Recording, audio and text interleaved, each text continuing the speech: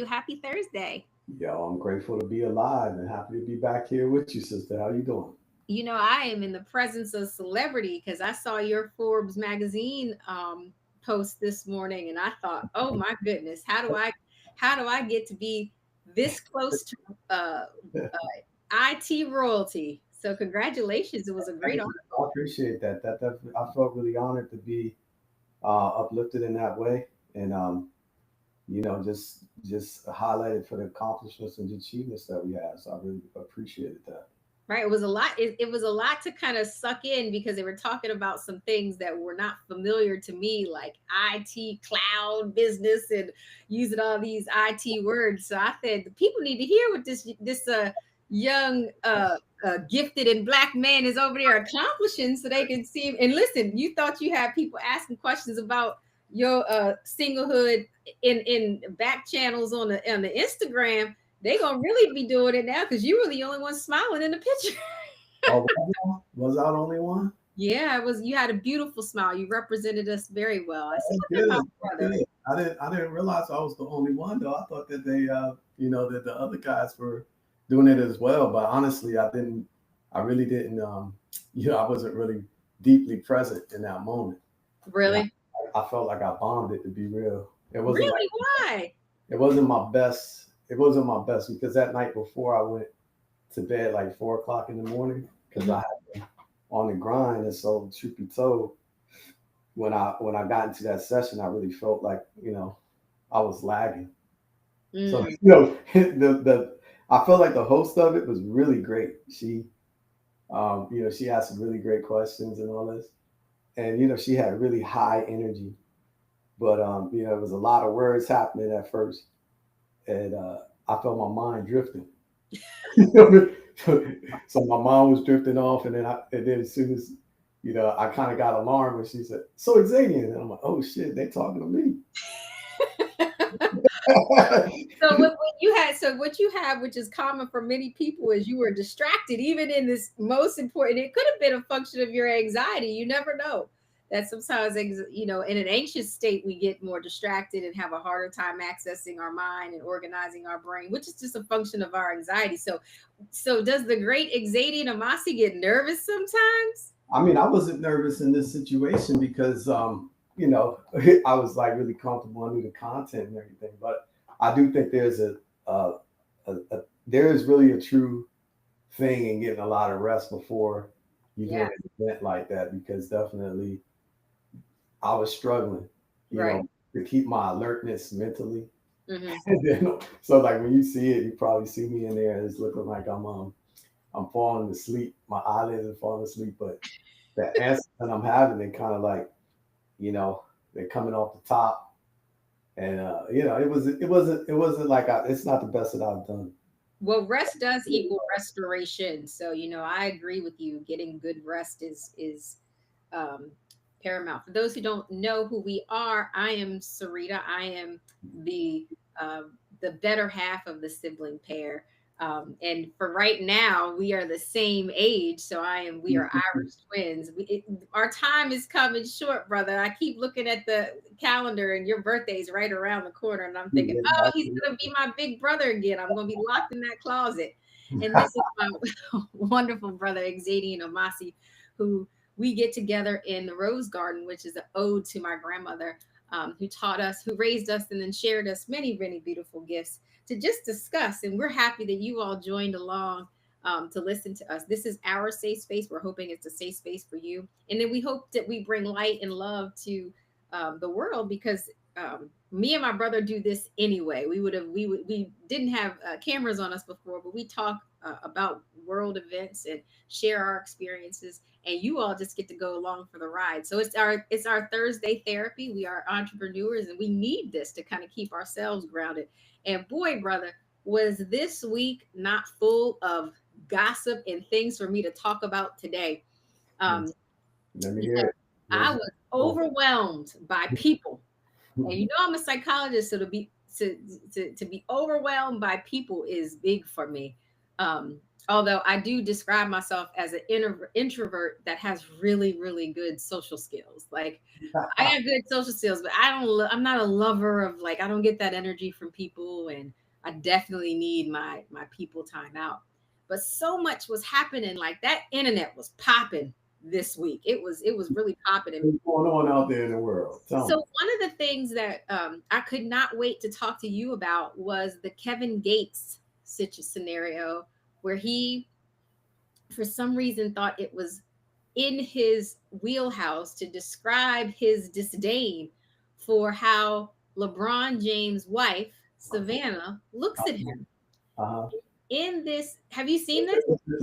Looks at Kevin Gates or looks at LeBron himself? Looks at LeBron. Have you seen this? You haven't seen the clip. No, I haven't. I So think I'll have to. one of these days we could share the clip on here because I know there's a share button. You can share it out. But Yeah, now, well, I bet you most of the people watching have seen the clip. And since I'm such an exceptional storyteller, I will give you the backdrop. all right, tell me, I'm all ears. I can't wait. So Kevin Gates, you know who he is? I know who Kevin Gates is. Yeah. Okay, so He's an artist.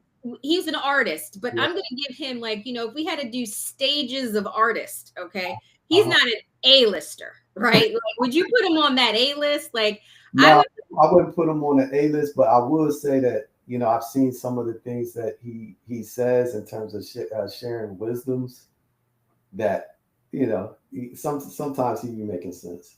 But go ahead. What would well, you I think even fools can run through something that might resonate, okay? Okay. But in this scenario, he chooses to talk about a happily married man, Wow. family man, who by all accounts has much love for his spouse, right? Okay. And then in his comparison, because I think people can be compared. If you're in the public light, it's okay to be compared, like, this person's wife not as cute as this person or something like that. But in the comparison, he said, I don't like the way Savannah looks at LeBron. He much preferred the looks that white women give him. Now, what was his logic behind that? I don't know that if you asked Sarita to find logical flow, there was really no logic. But what was very triggering for me is that there is this kind of ever-present dichotomy between Black and white women that when it's pushed up to the forefront by Black men, it feels that much more painful. And that even if that, let's just say, I'm going to give Kevin Gates the benefit of the doubt, and that was his true observation, and he did like the way a group of some mysterious white women were looking. The fact that he critiqued someone who professes his love and decrees being happily married, and he criticizes the wife for the way she looks at her husband, when relationships, as we always said, are reciprocal. So yes, the energy she may be giving her husband at a time, we don't live in relationships with people. So I might be giving my husband a side eye because 10 minutes ago he done something to me. Yeah. We might be in public and that's all I got, so we don't know the depths of relationship. But to kind of so even if to say, I look at her on occasion and I never see her do ... But then to position a whole nother ethnic group who has been empowered in some way by Black men to position themselves as better, because he wasn't saying it in a way like, I like the way Sarita looks at LeBron versus, he found this other group that he knew would be equally very triggering to his spouse, who's a Black woman. He's one NBA player who got loving his Black wife. Then to go in and push up like, oh, but white women look at him better, and I much prefer that. And nobody asked him for his opinion. Maybe he liked the way white women look at him, or maybe they're not looking at him, because from what I see, that would not be a person that I'm going to be like, yeah, I'm checking you out twice. You know what I mean? It would be like, I might be clutching my purse, putting that, looking for my husband Glock. Who knows? Like, if he's approaching me, it's not going to be somebody I'm like, please run to kind of hang out to me. So the fact that he positioned himself as the person that could critique the relationship and then bring in this group of women who have been positioned against Black women in such a harmful way was so like it had the internet a buzz. All my girlfriends who are single, we all had conversations about how But, harmful but it Black was men. inflammatory, huh? It was It was inflammatory. inflammatory. It was inflammatory. Well, I haven't really seen the thing about Kevin Gates, so I'll go look at it after this. But let's just talk about the concept that you're bringing up, right? Because I think the reason why things are triggering the people is because of underlying things that exist, right? So you're right. I mean, in the context of an interaction of a couple, you don't know what's going on inside of their bond, that's causing them to be a certain type of way. And it ain't nobody else's business anyway. It's between them. The important thing is, I guess when you really look at it, is that they are still together and that they are showing up for each other in terms of showing support. Now, in regards to how she's looking at him and, all these types of ways, the other thing is that the closeness that she has with him, she sees more dimensions of him than the rest of the world does. So somebody could really look at you with adoring and admiring eyes, right? You know what I mean? And they might be, putting you up on a celestial pedestal, but they don't really know you, the human. But Right. she certainly has, the benefit of knowing him, the human, the person. You know what I'm Which saying? makes him feel less, like, so we don't have to admire. You see what I'm saying? Like when you know the person, the greatness that he brings, it's not so great to you. It's just your husband. It's just your, It's familiarity. The right. It's so familiarity makes it more, yeah. So, but then, I do think that that's a challenge that mentally people need to deal with, right? Because again, like the underlying thing of what he's talking about, I get, which is that there's especially in the melanated community, the men and women do not look at each other in a high light. I read a comment of somebody I watched what we do on this podcast, and he had made a comment about, black women making more money than black men. And somebody said, well, where they do that? Where's that at? Right? So I do say also, in people's personal experience, because I would say in our family, in our grandmother's time, the superstar in that family was her brother. And right. he was financially carrying everybody.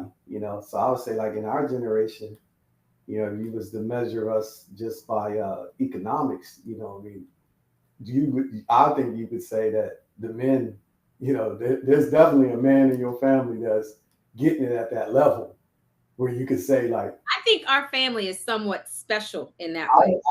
I agree with that. It I could be, have many of single Black women it friends. could, it could be, but then I would say this though, that in mass, right? I would just say in average in mass, men ain't getting child support, they ain't getting spousal. So like women getting a lot of assistance to get to, where they at, to where they can try to dub their nose up and shine. That's why I was telling you I got this message on my subconscious about delusions of self-righteousness. I feel like people are always, the Bible speaks on it where they say, you can see the splinter in somebody else's eye, but not the log in your own. But most people, and we've talked about it too in the self narratives that people are telling them, the stories they're telling themselves, right? And in their story, they're justifying the bad behavior. So let's just say, for instance, right, I'm hungry right now, and I need to eat, but I have no money, you know. So I go to a store where I know that this merchant has to have paid for not only the food, but also the place of business to where he's selling the food at. So he got expenses to cover. But he got food and I'm hungry and I ain't got no money. You know what I mean? So the story I tell myself at this time is I'm not going to hurt him by stealing this food. So I'm going to go steal this food from him and all that, even though that could be wrong, right? But I'm telling myself a narrative that it's okay for me to do this or whatnot. Then I would say, we doing this too often. I think we need to look at why we feel these ways about each other truthfully.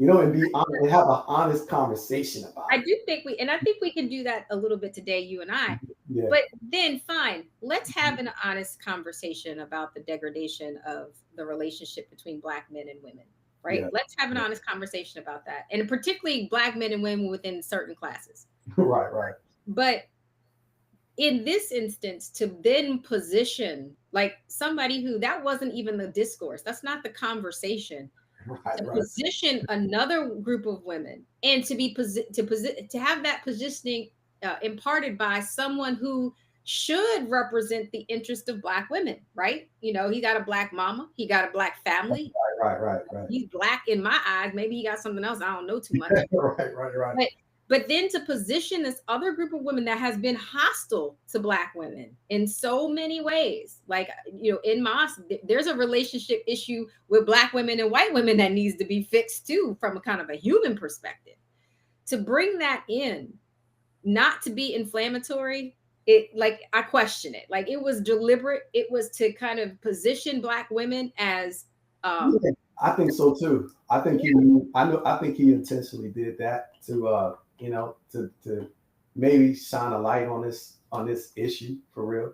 But I Mhm. would I do Which issue?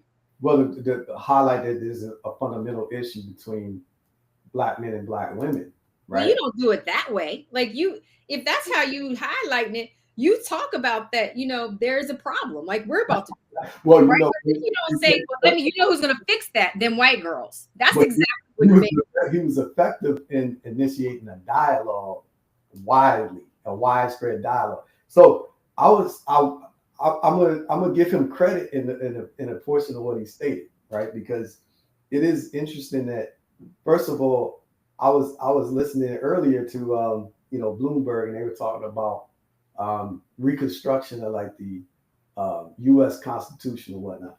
Mhm. And so it was interesting because they were saying that white women, had no rights in this country, similarly to Black, black people. Black people. White women were similar to black people in the sense of not having any rights at all. Right now, it's crazy because they were talking about some of the things that people had did, like Abraham Lincoln when he was president, he had counseled with Frederick Douglass, and it was kind of a heated council. Like they didn't really like each other, but they respected each other's point of views. And Frederick Douglass, a black man, Abraham Lincoln, white president, and these guys, truthfully, they were trying to come to a conclusion that would be beneficial for all. Now, part of that was giving women certain rights, so that white women couldn't even open a bank account on their own without a white man guaranteeing that bank account. So, in a very real sense, they were suppressed, right? Now they had more rights than black people as a whole, and they also took part in some of the oppression towards black people and all that. So my thing is though, in this day and time, where we kind of enjoy being able to coexist and intermingle and have these interracial relationships and stuff like that, why is it that if we had a shared experience of oppression and pain, do we not give each other like more grace? Because there other races do treat black men differently than black women do.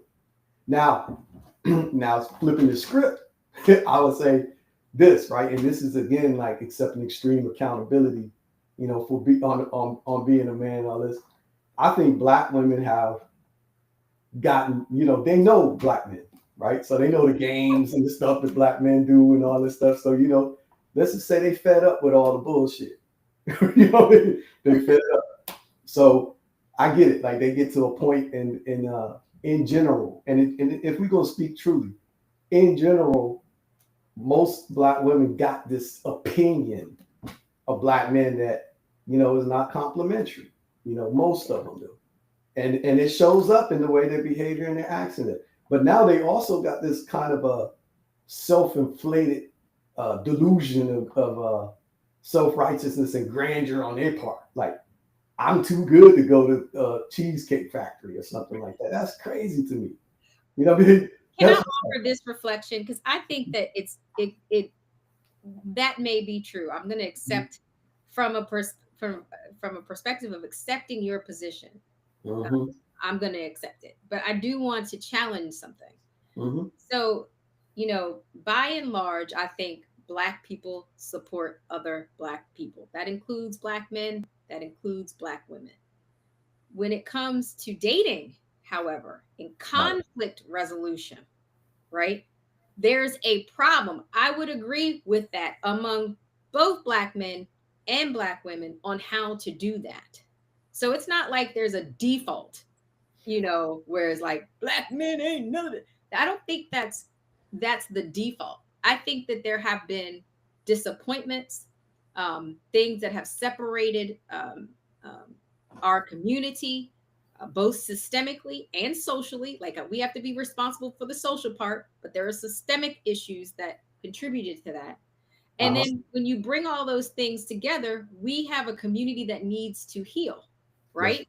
Yeah, And that's so true. I think that Black women, I'm a Black woman, so I can own this space and I can say, like, there's certain kind of Black men for me, right? And there's certain kind of Black men that aren't for me. Right, right, right. And that happened on a developmental trajectory, right?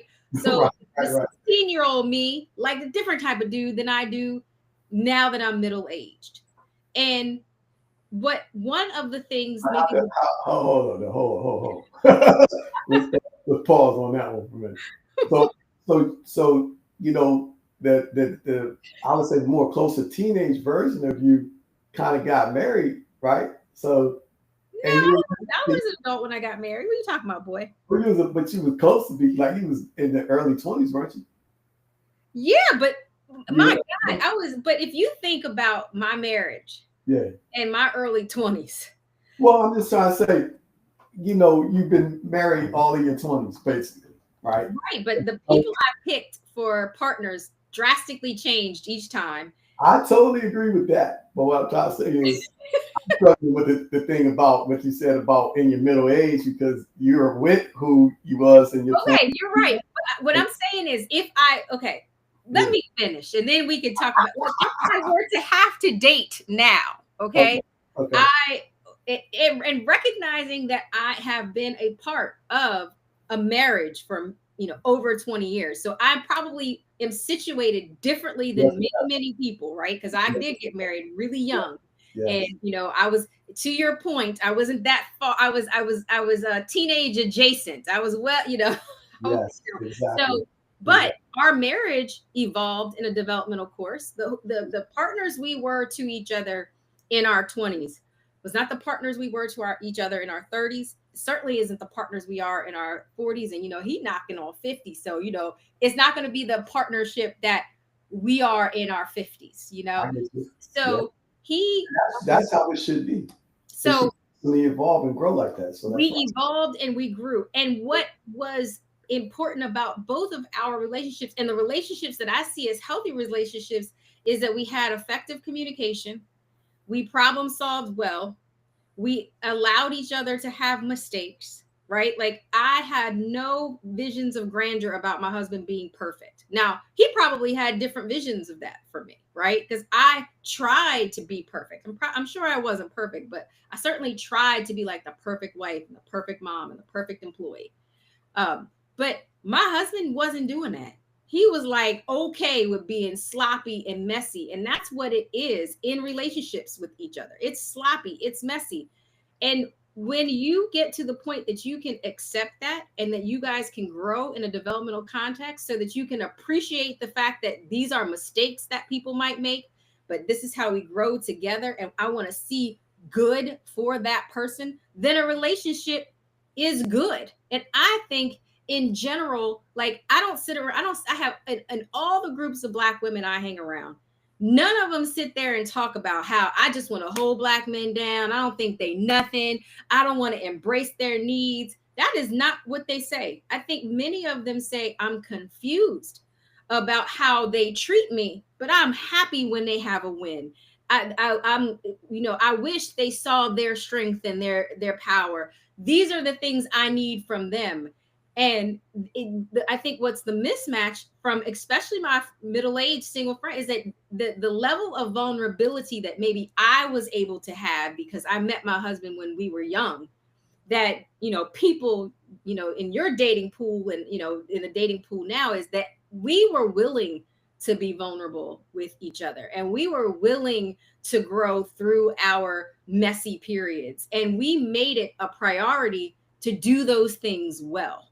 and Well, i and we never positioned though each other against each other.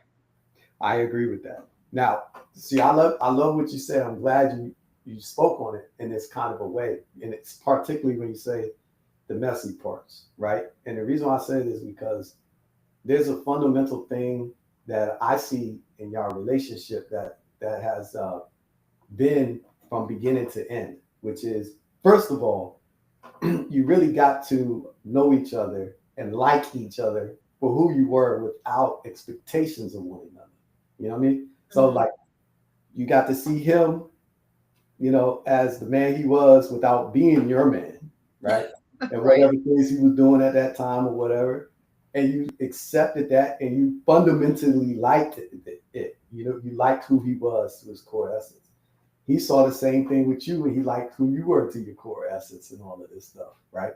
And, I would say that you guys had the benefit of that, of seeing each other with other people. I remember he had remarked one time on the boyfriend that you had at the time and how he had came to visit you and then he was calling your name and you wouldn't look and all that stuff and everything. Let him exaggerate the tale. Yeah, but I'm saying all this stuff to say, but what I see in you and what you kind of inspired me on in the recent time was that y'all make it to where there is no possibility of exiting, and both of y'all hearts are connected to each other in the sense that uh, you look at him and he looks at you as you're a person that's going to forever be my family. You're going to always be a significant person to me.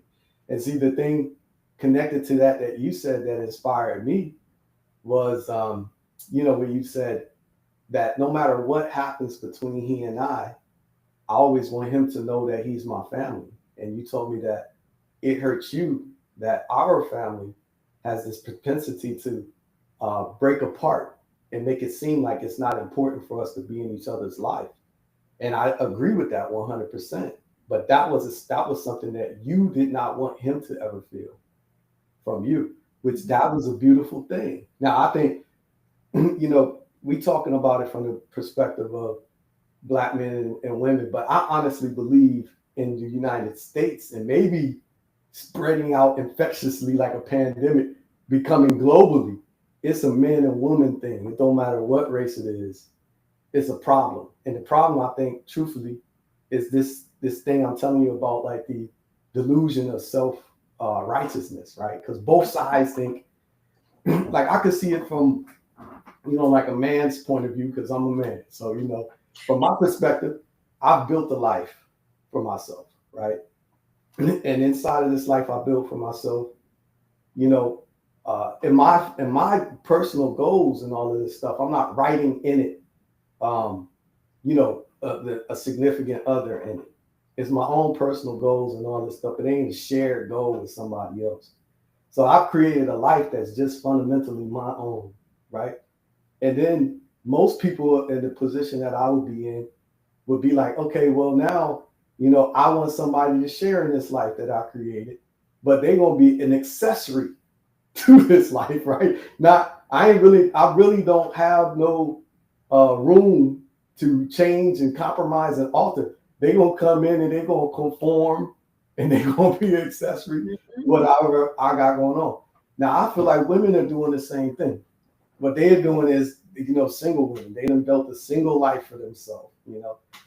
And in my opinion, a lot of the single women that we know close to us and whatnot, when they don't have no king, they be lost. They be all over the place for real. So I think fundamentally, we all need each other. The man need a woman, the woman need a man, no doubt, right? So I say this to say that when the women don't have, the ones that we know that don't have no king and all this stuff, doing all kind of crazy ratchet stuff or whatnot, they doing the same thing. They create a life for themselves and they're looking for a man to come in like he's an earring or a necklace or something like that. But that can't happen. See, I feel like the thing with you and your husband was that y'all had a slate, like a more cleaner canvas at the time y'all came into each other's life, to where y'all could actually build a life together. You know, you could have an aligned path and purpose. For some, like right now, I feel like we in conflict with each other. You know, I get it. People need security, safety, and all this stuff. They need economic stability, and that's their primary focus. You know, even when I looked at myself one day, I was saying to myself, I looked at my life and I said, you know, fundamentally, this is true. So this isn't no slate or nothing like this, but it's fundamentally true. You know, ain't nobody on my, I don't have a cosigner on my bills. You know what I mean? I'm sleeping in my bed by myself. All the things in my house, in my closet, they all belong to me. I'm not sharing this space with nobody. All this. So then I look at this and then I said to myself, I said, you know, when I go back and I look at my personal goals and, you know, all this stuff, the way I structure my life, I haven't made room for nobody in it. Even if when I look at my closets, I'm like, damn, you know, if I was to have a woman, where's she gonna put her stuff at? And I was going to say that. Yeah. What you just described is exactly what maybe is the core problem between men. I'll expand it because you expanded to men and women, but I'm going to, you know, really focus more on Black men and women, is that we have coveted this material, you know, this material wealth and ability to take care of yourself. And we have done that as a singular journey.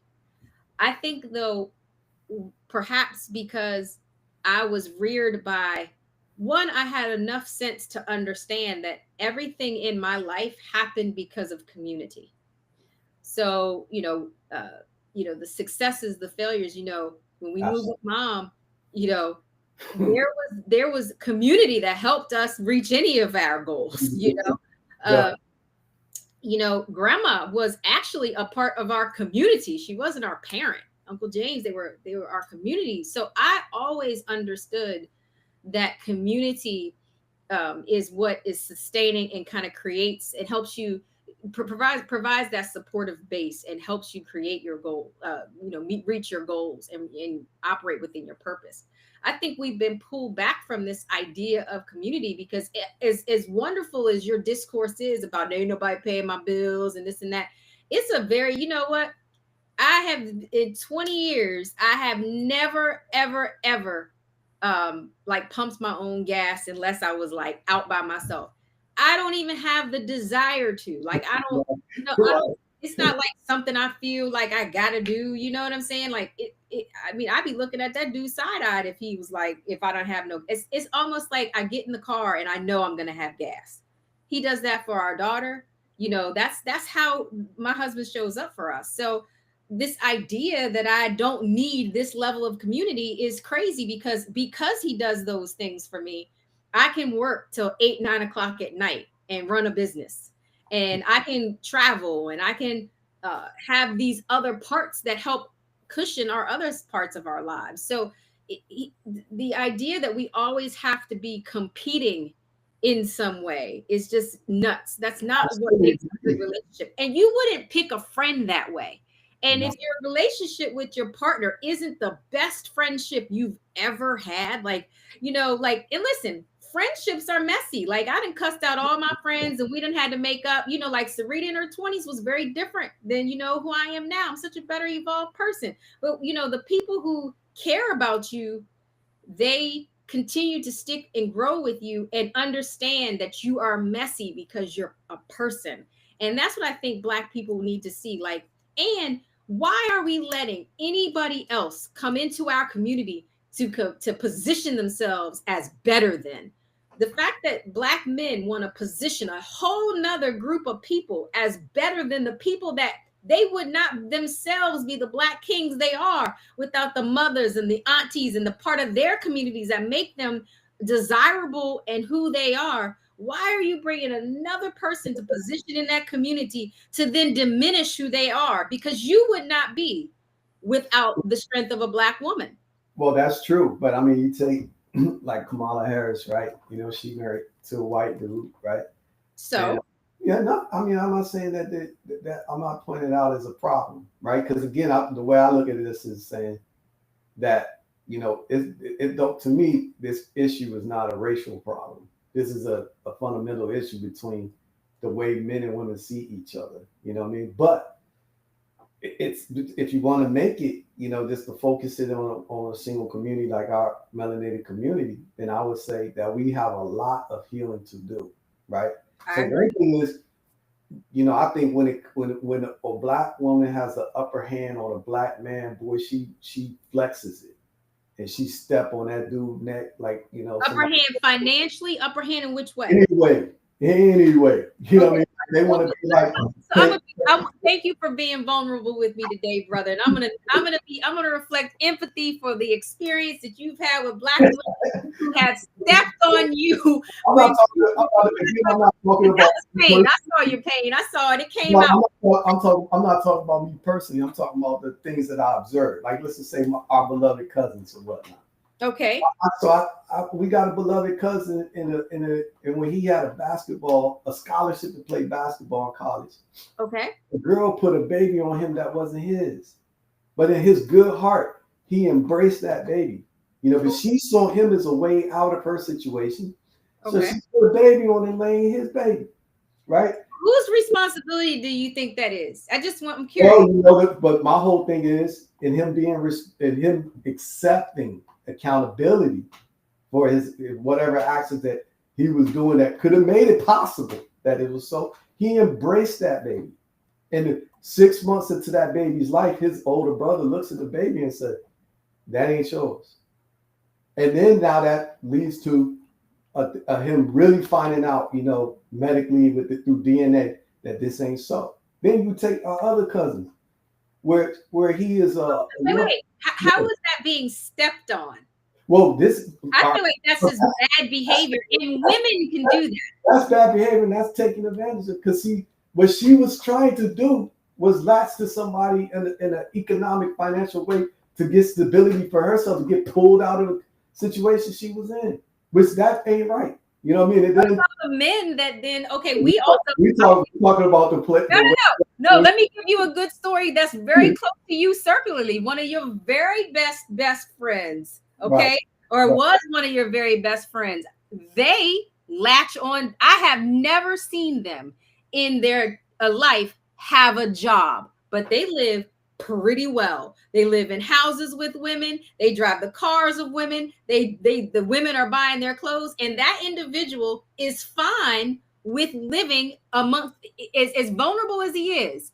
That's how he's like he's the G of all G's. I'm like, how do you find women that are willing to take care of you and your middle-aged self? And he's figured it out. So what I'm saying is, that's not a black man or a black woman thing. Okay, so but both of those mentalities, I think, are mentalities that are looking for, to use and to manipulate. Both of those archetypes. Then there's another archetype where our family, the males in our family, we realize that we are guys that want to make a family. We want to be married and make a family. For the most part, right? Okay. So, but then, like, say when a dude does that, he tries to do this. He tries to be a good father to his kids, and then be a good husband to his wife, and then find out his wife running the street. You know what I mean?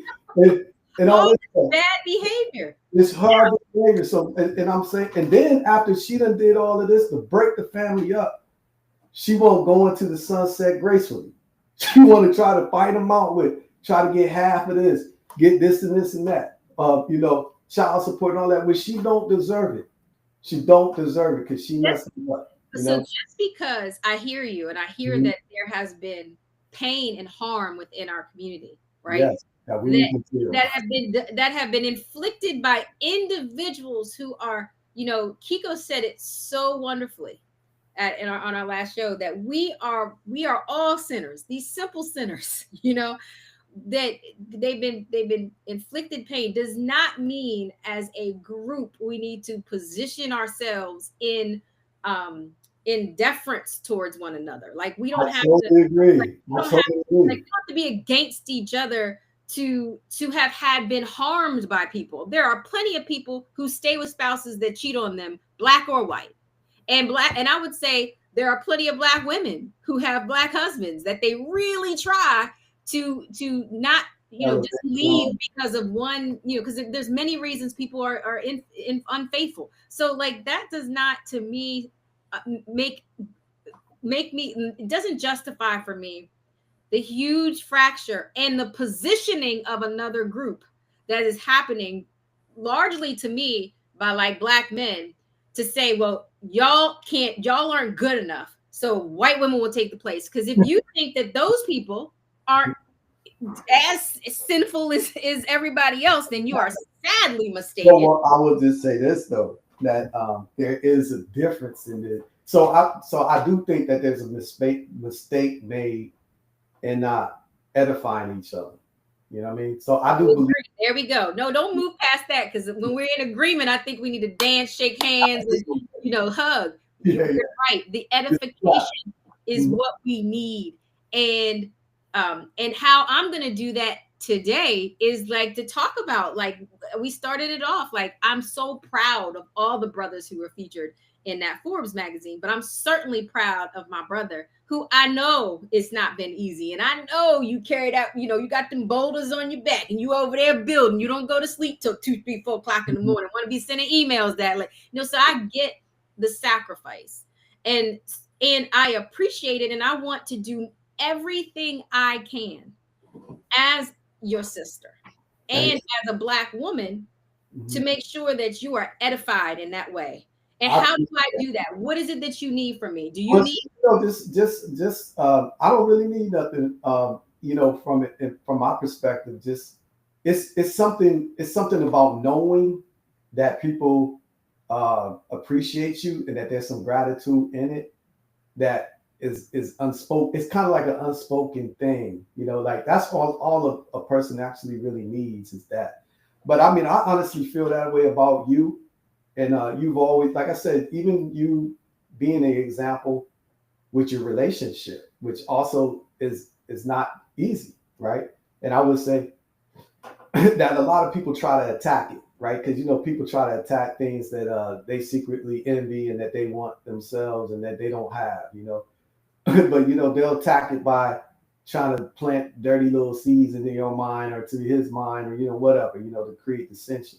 And they'll say inflammatory words like codependency and this and that. Like it's a bad word, because in a very real sense, I believe this, right? I always hear people be saying, usually when they're trying to break up a relationship, which again is an error in of itself, right? But it's like when they try to break up a relationship, they always say, well, I lost myself and all this stuff. I lost who I am. And I'm saying, well, just like I told you with all of this stuff in here, which is just things, but it's metaphorical, right? Mm-hmm. I haven't made no room for nobody else, right? But when I realized that, I said, okay, well, let me make some space in this closet for somebody to come in here. So I push the thing, make some space, like, okay, this lady comes, she gonna have this space right here now, right? So now I've made space metaphorically in my life, right? Right. So I think when people say like they lose themselves, you know what I mean? See, in making space, I done lost that space, right? Right. You know what I mean? But being inside of a relationship, you're going to lose yourself because the relationship itself, the needs of that relationship is going to be more important than the individual needs of the parties that are involved in it. And that's the way it's supposed to be. Yeah, you bring up a good point. You bring up a good point. So one of the things is to edify, I'm hearing you say, and the other thing is to make space. And maybe it's just that simple to start the healing is to make space to see each other. Because I do think too, there's such a criticism of the little things. Like I watched some clip today where they said black women are naturally angry. That's just like, that's crazy. Like, like there's no, like in what, that trope is very dangerous for our own livelihoods. And it's a trope that has really, been conjured up by these oppressive kinds of environments. When you are setting limits and being assertive, that is important, but that doesn't make you aggressive necessarily. Now, I'm not saying they're not some women that, kind of bulk up and have this masculine kind of energy. And that's something different. What I would argue is if you ain't attracted to that, why are you trying to date that? You know Well, what I mean? it's funny, right? Because when they do the what do they call that? The profile, right? Mhm. Racial profiling, like law enforcement does this on people. So I figure, profiling is really simple. You know what I mean? Because let's just say right now, if I got a group of people over here that are oppressed, right? They Right, can't eat, they starving, all that economic, they let down. You know for sure that the human spirit is going to try to thrive in some kind of way. So right, yeah, those people going to be up to no good in some kind of way. You right, know this, right? So when you put a whole bunch of people together, and this is the thing again where I feel like people, they get caught up in systemically programming being run on them. You know, yeah, they start doing stuff to victimize each other. Now that makes them feel better. Like, if you already low, I heard a lady say, a melanated lady, she was saying, well, if you only tall because you make everybody else in the room get on their knees, you ain't really tall. So people are doing that, to make themselves feel better. They gonna do stuff to try to put somebody else down and all this stuff instead of being like, well, I'm celebrating that in that. It's just like when somebody comes from our community and they make it. You know, we all celebrating that because we want to be like, well, they came from us, and that's hope for us that we could be like this too, like that, and they representing us. Like that's us. right, But but when have somebody like a man could have a woman that's great, virtue and character and all that stuff. Most time when you have that, you're gonna hide it. You don't want nobody. You don't want the people. You scared of that shine happening because you might lose it. So right, I keep that little light in the bottom and stuff, right? But I think we gotta fall in love with each other and celebrate each other. And these things can't be fake. It's just like what Kiko said, right? right, It's like it's in your heart to do. You don't do this thing because you want a blessing from it. Like right, when you say, right, what do I need? right, I would say like what I need is the deep knowledge of knowing, that I really do got love, and I have that already. But it's just like, it's just little moments of truth that come up to show it.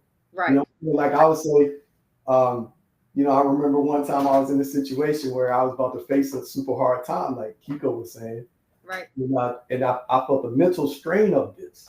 And, I was trying to hold out as long as I could, but my brother saw that I was going through this. mhm, And he didn't live close, but every single day, I think I only had like a week, 2 weeks before I had to face this thing. Every single day he came over just to spend time with me. You know what I mean? And yeah, in this way, by him doing that, it just made me know how much love he had for me. right, It didn't have nothing to be spoken on. It's just the same way when you said you had to tumble down the stairs and your husband came and sat down next to you. right, Just in this action, it wasn't even up, but just in the action of him just just sitting down there waiting with you.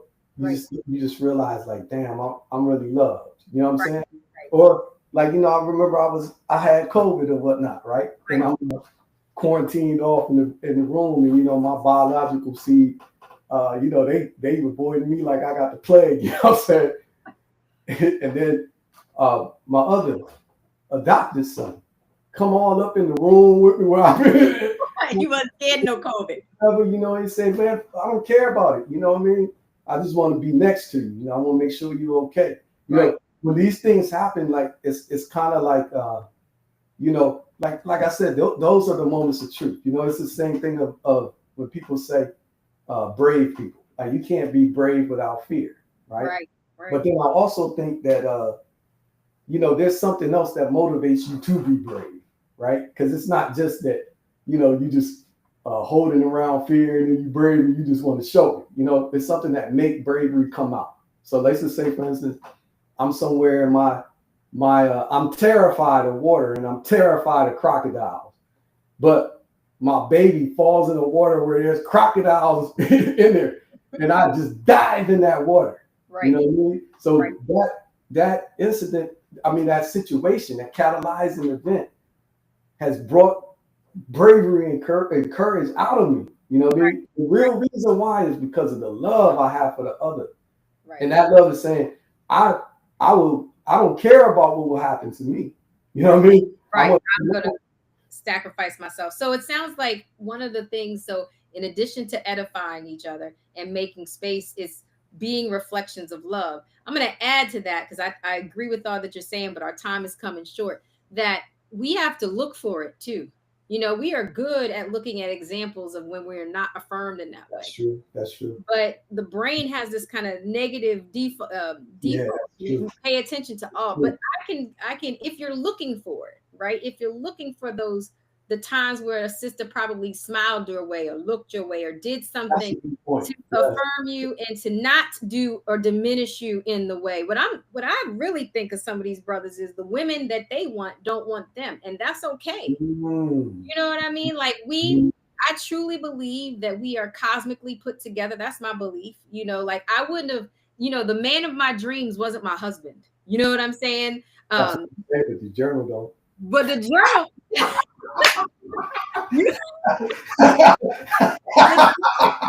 what the journal did over there, violating my journal business. Okay, couldn't even have been a glimpse in my mind.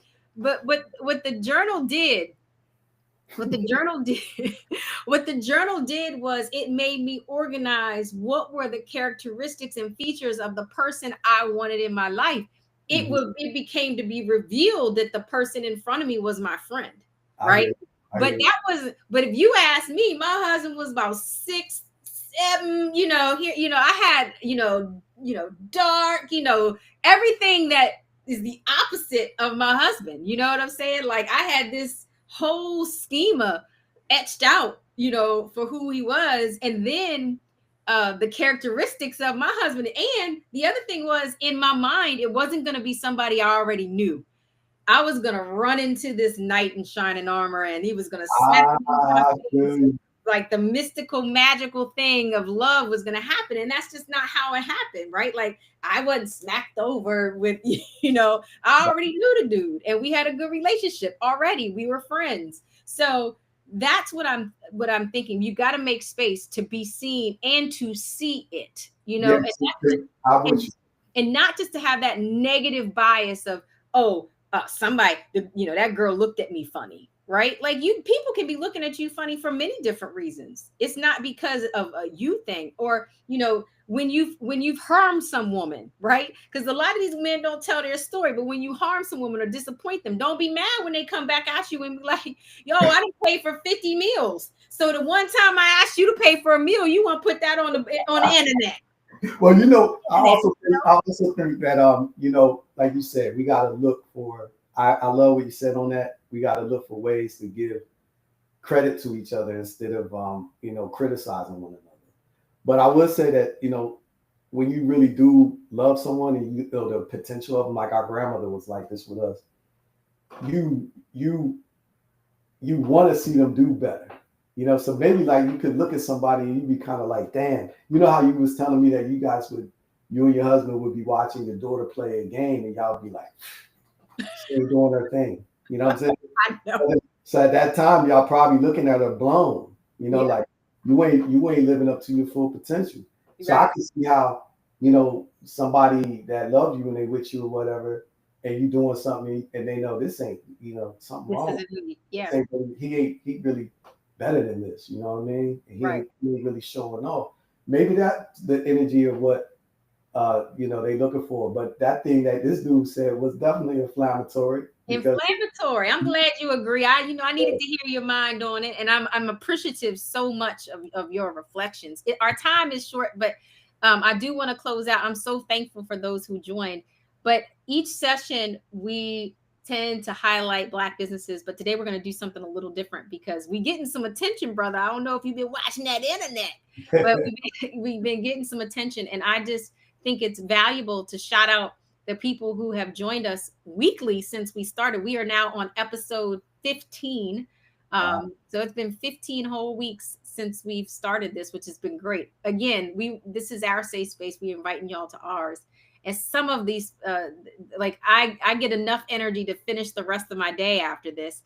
So there are some folks that I know their names because I can't shout them out.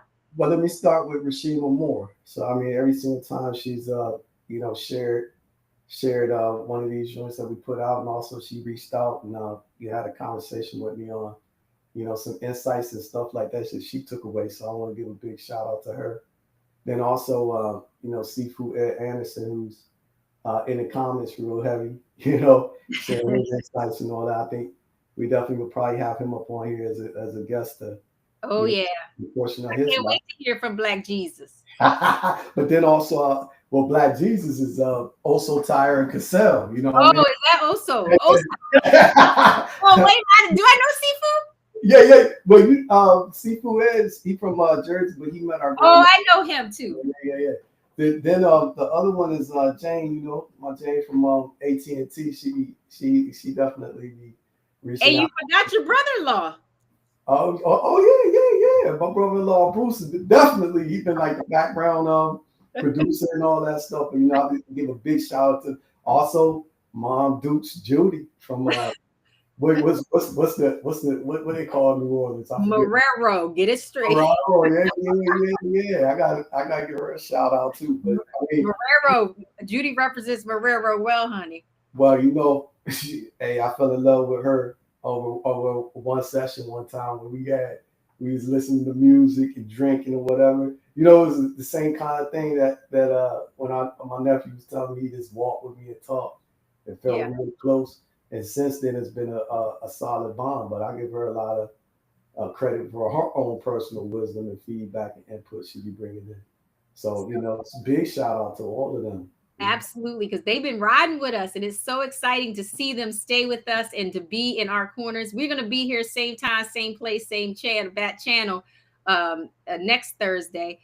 We love your participation. Please like and share, and then go over to YouTube. It helps us if you're at YouTube. I know Facebook is the easiest platform to look at, but when you have a moment, please go back to those to the uh, to YouTube and share. And we were joined today by our beautiful niece Shia, who gave us some hand Oh, claps yeah, she did. What's up? She is sending out some love to Shia Boo. and I think somebody Joe that also joined. And then there Oh, goes. no, that's my little nephew, I think. Bunny's son Joe. Joe. Oh, that's Joe. Yeah. Okay. And then we got and then Seafood's here.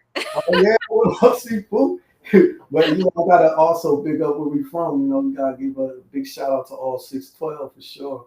You know what I I love mean? it. Well, we Yeah. will meet y'all back in the Rose Garden next week. Thank you, brother. I love you dearly. Hey, much love to you too, sister.